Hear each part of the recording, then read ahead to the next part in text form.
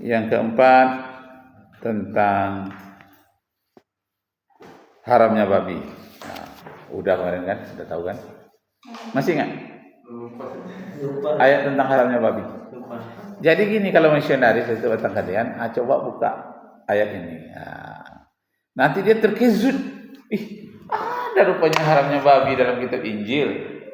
Terkejut dia, tidak usah aku baca. Dia akan berusaha mengalihkan pembicaraannya ke yang lain-lain. Jangan mau kita baca tentang haramnya babi. Kitabnya Imamat. Nah, Imamat itu kitab Taurat ya. Ini tidak kitab Injil lagi. Imamat pasal 11 juga. Ayat 7 dan ayat 8. Tentang haramnya babi ya. Kitab Imamat. Nah, pasal 11 ayat 7 dan 8. Inilah binatang yang tak boleh kamu makan. Namanya babi. Dagingnya jangan kamu makan.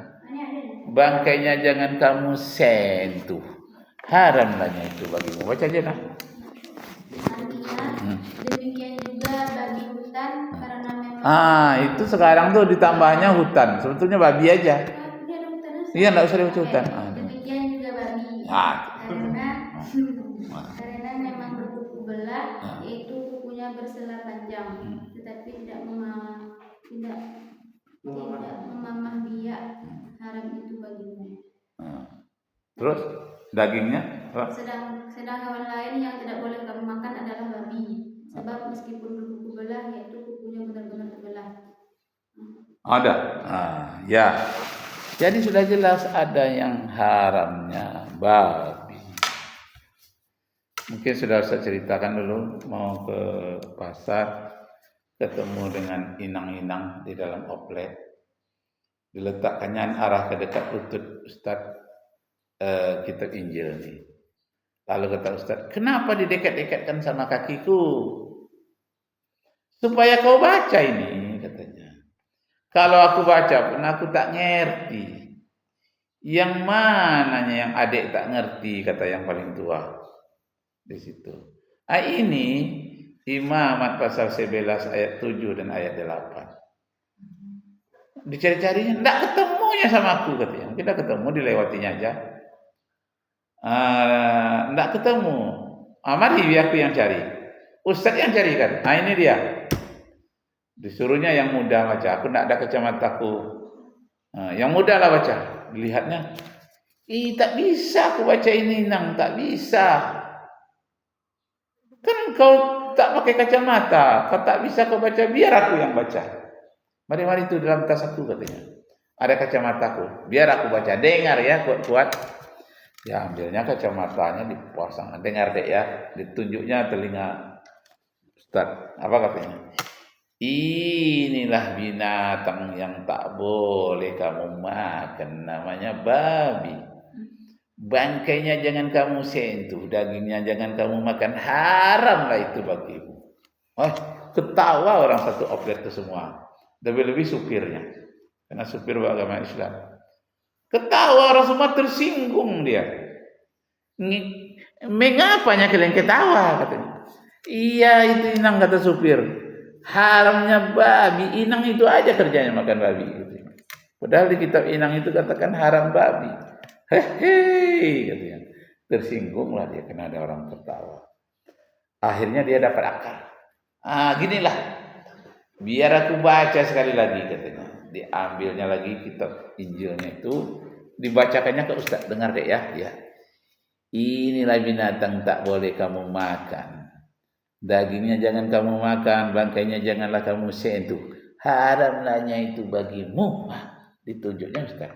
Haramlah itunya bagimu. Bagi kamunya yang haram. Bagi kami tidaknya. Tak ada saya jawab. Dia diam aja. Biar dia. Mana inang, kata yang muda itu. Ini ayatnya. Biar aku dengar. Biar aku baca inang. Ambilnya lagi. Dengar sama inang ya. Ditunjuknya inang lagi. Inilah binatang yang tak boleh kamu makan, namanya babi. Dagingnya jangan kamu makan, bangkainya jangan kamu sentuh. Haramnya itu bagimu. Bagi kamu Nyai Inang, bukan bagi bapak itu. Ketawa lagi supir tadi semua. Oh iya ya, masa mana ini? Biar aku tanyakan nanti ke pendeta. Hari-hari Minggu pula hari itu. Nah, akhirnya termenung dia. Ada rupanya. Tak sempat pula Ustaz suruh buka ayat tentang jilbab waktu itu. Lanjut ya. Tentang berubah rupa sudah ya? Ya. Tentang Yudas berkhianat. Nomor berapa lagi itu? 5. Nomor 5. Yudas berkhianat. Disebutkan dalam kitab Matius juga. Matius pasal 26 ayat 14. Matius juga Ustaz. Ya. Matius pasal 26 ayat 14. Nah, siapa yang ketemu? Matius Pasal 26 ayat 14. Yudas berkhianat. Yang pengkhianat itu akhirnya yang tersalib. Ada? Coba baca artinya saja. Artinya, Yudas mengkhianati Yesus. Oh, Masya Allah. Kemudian pergilah seorang dari kedua belas itu, murid itu, bernama Yudas Iskariot, kepada imam-imam kepala. Lalu ia berkata, apa yang hendak kamu berikan kepadaku, supaya aku menyerahkan dia kepada kamu? Mereka membayar 30 uang perak kepadanya. Dan mulai saat itu ia mencari kesempatan yang baik untuk menyerahkan Yesus. Itu 30 keping emas. Jadi begini, tentara Pilatus. Pernah dengar Pilatus? Pilatus. Pernah dengar? Kita Injil juga Ustaz. Iya, tentara Pilatus itu adalah yang menguasai tanah Israel yang dijajah oleh Romawi. Jadi tentara Pilatus itu adalah tentara Romawi. Bekerja sama dengan tentara Yahudi, dengan orang Yahudi untuk membunuh Nabi Isa. Tapi orang tidak ada tahu yang mana Nabi Isa. Sama-sama bajunya putih, orangnya sama-sama muda, 12 murid. Di antara 12 murid itu ada yang seorang bernama Yudas Iskariot. Ketika orang penyogok itu bawa 13 keping emas kepada Yudas Iskariot, Yudas, ini ada 30 keping emas. Kalau kau tunjukkan yang mana Isa atau Yesus, engkau akan dapat 30 keping emas ini. Ternyata dia mempan disogok. Dimasukkannya dalam sakunya 30 keping emas. Lalu katanya, siapa nanti yang aku bersalaman dengan dia, aku cium dia, itulah yang Isa atau Yesus. Kalau aku bersalaman dengan dia, tak kucium dia, itu biasa-biasa saja. Gitu caranya menunjukkan melalui dicium. Itu namanya ciuman maut. Iya, ciuman maut itu ada 3. Ciuman maut itu ciuman Yudas kepada Nabi Isa. Sudah dicium dia mati katanya, hukuman mati. Yang kedua, ciuman maut itu adalah ciuman dari nyamuk malaria atau Egypti itu namanya. Kalau dicium oleh nyamuk malaria ini, kita akan bisa mati kalau terlambat dirawat. Yang ketiga, ciuman dari kutu Afrika yang menyebabkan kalau sudah dicium oleh kutu itu, kita menjadi menggigil kedinginan, lama-lama bisa mati. Ada 3 ciuman maut terkenal di dunia. Jadi bersalamanlah Nabi Isa, siapa tadi berkeliling, Yudas tadi. Di antaranya bersalaman, yang lain-lainnya salaman biasa sampai ke Nabi Isa. Diciumnya Nabi Isa, sudah bersalaman seperti orang yang cinta kalilah dengan gurunya. Lalu Nabi Isa terkejut. Tak biasanya dia tuh kalau bersalaman sampai dicium. Tak biasa. Maka merahlah wajah Nabi Isa karena dia kaget. Melihat Nabi Isa kaget bukan kepala, Yudas pun ikut kaget. Tak nyangka reaksinya seperti itu. Dua-duanya sama kaget. Dua-duanya berwajah merah.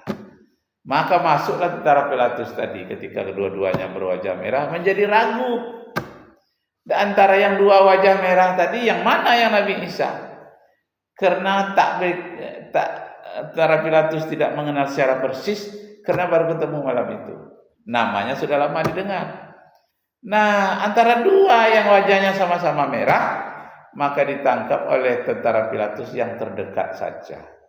Nabi Isa entah lari lewat jendela, entah lewat apa tidak tahu. Yang penting bal rafa'allahu ilaih. Dia diselamatkan oleh Allah. Nabi Isa. Apakah dia melompat dengan tubuhnya meringan atau langsung berubah wajahnya waktu itu? Pakaiannya berubah karena dia punya ilmu merubah rupa. Tak ada keterangan. Tapi yang jelas Nabi Isa selamat. Ketika dia ditangkap, dia bergol, dia memberontak. Waktu itulah 30 keping emas itu berceceran dari sakunya.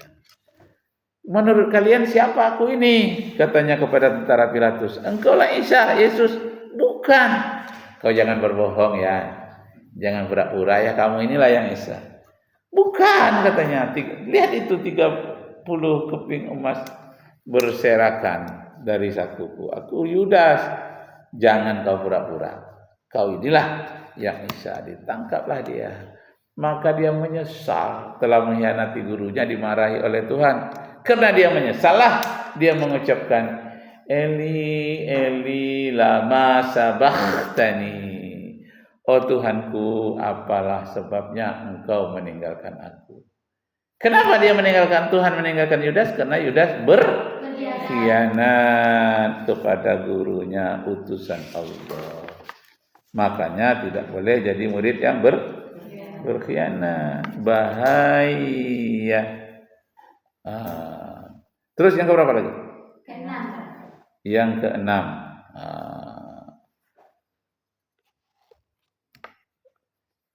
Kitab Yesaya. Nah, ini kitab Taurat ya. Yesaya pasal 66 ayat 1 dan ayat 2. Nama kitabnya Yesaya pasal 66 ayat 1 dan ayat 2. Tentang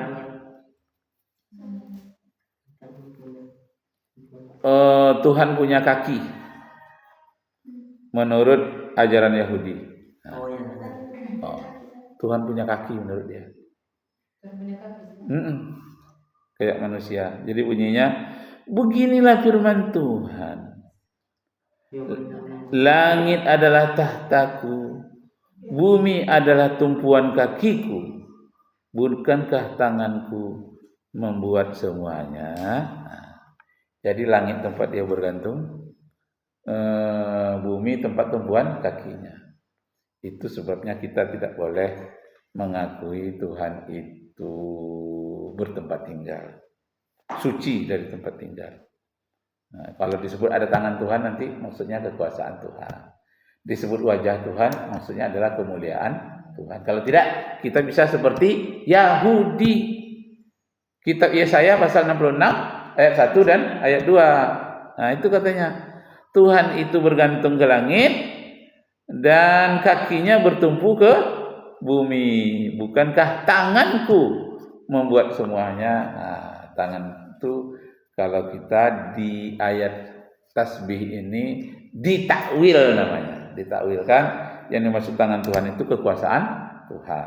Disebut wajah Tuhan itu kemuliaan Tuhan. Disebut Tuhan Ar-Rahman ala arsy istawa, Tuhan itu mengendalikan aras.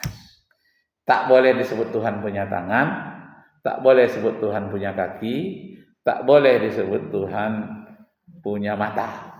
Kalau ada disebut Tuhan nanti punya mata, mata Tuhan itu sangat tajam, itu maksudnya penglihatan. Allah Maha melihat, tak memerlukan mata. Nah, itu adalah ajaran Yahudi. Itu namanya tajsim. Tajsim artinya memberikan tubuh kepada Tuhan. Itu tidak boleh. Nah, Yesaya 66 ya. Terus nilai agak lain sedikit. Kolose. Nah, kitab Kolose. Kolose kitab orang Yahudi juga pasal 3 ayat 1. Kolose. Kolose pasal 3 ayat 1 tentang baca dulu ya, carilah perkara di atas di mana penyelamat ada duduk di sebelah kanan Tuhan. Nah, tentang Nabi Isa atau utusan Tuhan duduk di sebelah kanan Tuhan. Nah, duduk di sebelah kanan Tuhan. Jadi duduk Tuhan, dia di sebelah kiri, di sebelah kanan Tuhan. Tuhan di sebelah kiri dia.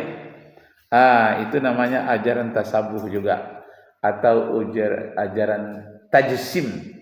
Dia memberikan tubuh kepada Tuhan. Nah, itu haram hukumnya, syirik namanya dalam Islam, tidak boleh.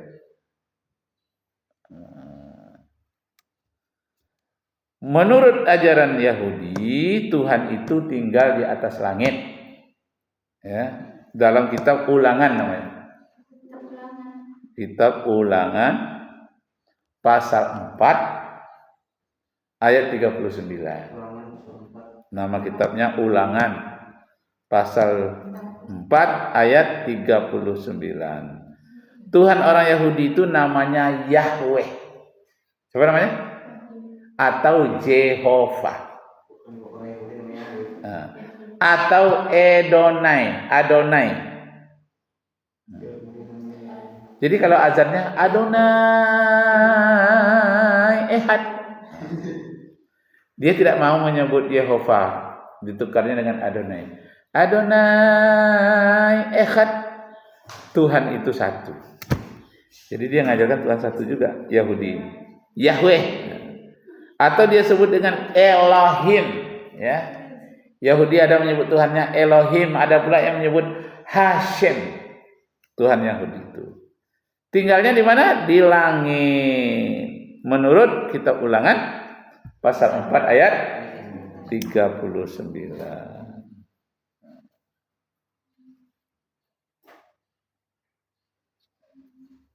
Yang keempat, Tuhannya orang Yahudi dan Nasrani meletakkan air laut, dilekukkan tangannya. Jadi tangannya ada lekuk. Nah, disitulah air laut menurut dia. Jadi Tuhan menurut dia punya tangan. Jadi jangan sampai akidah kita seperti akidah orang Yahudi. Tuhan punya tangan, punya mata. Nah, Tuhan punya tangan itu dalam akidah Yahudi, dalam kitab apa tadi? Sudah disampaikan belum? Namanya kitab Yesaya. Yesaya pasal 40 ayat 12. Ayat 12. Yesaya. Jadi kalau Yahudi itu kitabnya 66 ya. 66 kitab, mulai dari kitab Kejadian, Ulangan, Bilangan, Imamat, Joshua, Yehezkiel, sampai kepada hakim-hakim. 66 kitab yang dipakai oleh Protestan. Tapi kalau Katolik, dia memakai 73 kitab. Jadi ada kitab yang dibuang, yang dianggap bukan wahyu. Nah, jadi kitab Tauratnya ada yang memakai 66 kitab, ada yang memakai 73 kitab. Kalau kitab Injilnya hanya 4, tapi ditambah dengan surat-surat Paulus. Yang 4 itu Matius, Markus, Lukas, Yohanes. Ditambah dengan surat-surat Paulus dari penjara. Jadi dari penjara dia kirim surat kepada jemaatnya di Roma. Dari dalam penjara dia kirim surat kepada jemaatnya di Korintus. Korintus itu adalah sekarang itu Tayyip Erdogan itu di mana tuh? Turki ya. Turki. Turki itu adalah bagian Eropa dulu. Namanya Konstantinopel. Itu dulu.